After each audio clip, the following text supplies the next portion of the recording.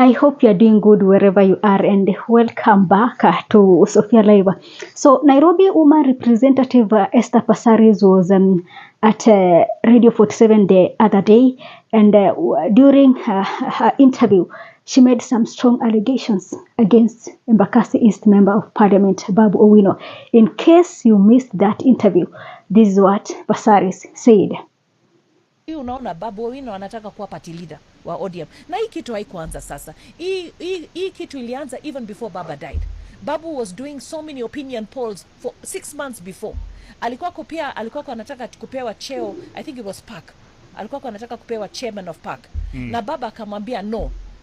Aligongea Baba meza ODM. Akasema very disrespectful to Baba. Akigonga meza ulikuwepo? No, but we all heard about it. Well, these are very strong allegations. So Passaris is alleging that the relationship between former Prime Minister Raila Odinga, or rather a former ODM leader, the late Raila Odinga, and Babu Owino ended after Babu Owino was denied an opportunity to serve in the Public Account Committee. Well, these are very strong allegations. Of course, Babu Owino has come out to deny these claims, and this is what he wrote on his social platforms, that Grandma Passaris should respect her grandchildren. Not everybody will accept as sexual advances. Socialite bimbo with photos of Passaris there. So let us look into these Esther Passaris claims. First thing first, I want to say that I personally don't believe in that. Personally, this is my opinion. Of course, maybe you believe it or not, but personally, I don't believe that that actually happened. And secondly, the timing of these claims, the timing of these allegations is what should tell us about what they are trying to do. After they successfully had a massive rally in Kitengela and in Kakamega, of course, the government or the state has to do something, has to at least disrupt these people and ensure that this is not happening again in other counties. And so when I see a person like Passaris making these claims right now, it tells me that the government now is trying to come out with the propaganda against them.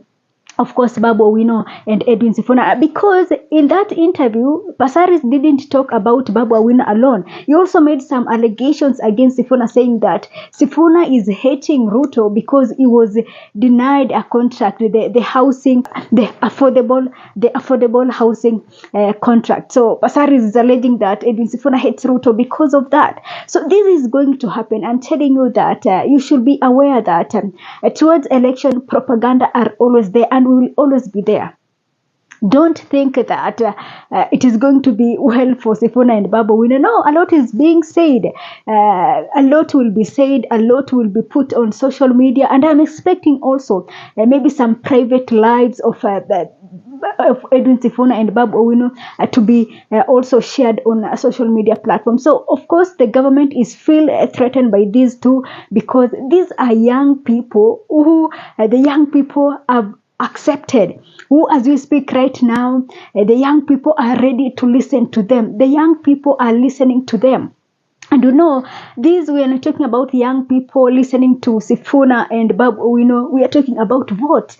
And this is worrying the state. This is worrying Ruto, because he understands that this means that he is losing the votes of the Gen Zs and the votes of the young people of this country. And this is not just a small number. These are good numbers, because if you have to sincerely speak, that is millions of votes. And, with the current state of political in our country, the current state of politics in our country, we know that right now Ruto is not has been dumped by the Mount Kenya region. The other day we saw the Kisi's massively sending a strong message out that we are backing Matiang'i, and Mombasa, of course, it is 50-50. Kisumu now is also a swing vote, because you have people who are supporting the Oburu team and the other who are supporting Akina Edwin Sifuna. So it is getting hot. The things, the state is worried, the Ruto is worried, and the team,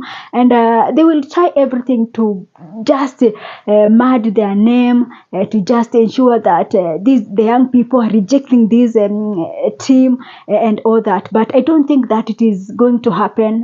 Going by the conversation on social media and how people are defending these two, I think that it is not going to happen. So I like the fact that politicians are finding it hard this time round. Kenyans are making it hard for politicians. No more lies, no more propaganda, no more. It is you tell us what you have done for us for these past years. You've been in that position. And this is what should be expected moving forward. No politician should try to convince you to vote for him or her again simply because he has bribed you with something, simply because he has given you 2,000 shillings, he has given you a packet of unga and all that. Nah, we must reject this. Considering the fact that they are stealing billions of shillings for these campaigns, we must reject them. So personally, I am so happy that the young people, that the people are now active in politics, people are now engaging in politics, and people are rejecting all the lies. Kenyans are saying that enough is enough. And moving forward, we are not going to listen to any politician who has nothing to show, to any politicians who is trying to use lies and propaganda to propel his political agenda. This is the politics that we want in our country. This is the politics that we should embrace moving forward. I know that this 2026 we are going to see a lot, and I'm predicting that in the next few days or weeks to come, we are going to read a lot about Edwin Sifuna. His family will be put on social media because when you look at Edwin Sifuna right now, you can't tell. He's a man who chose to protect his family, the kids, and everything. But I'm telling you that moving forward, now that is proving to be a stumbling block for this regime. Moving forward, I will start to see some photos here and there, some stories here and there, because the government will try to just one way of spewing propaganda and trying to frustrate them. So I've made it clear that what Esther Passaris is saying, I don't believe it 100%. I don't believe it because one of the things that is making me to deny or to reject these claims is the timing. These 2026, of course. What is the reason that Esther Passaris is saying this right now?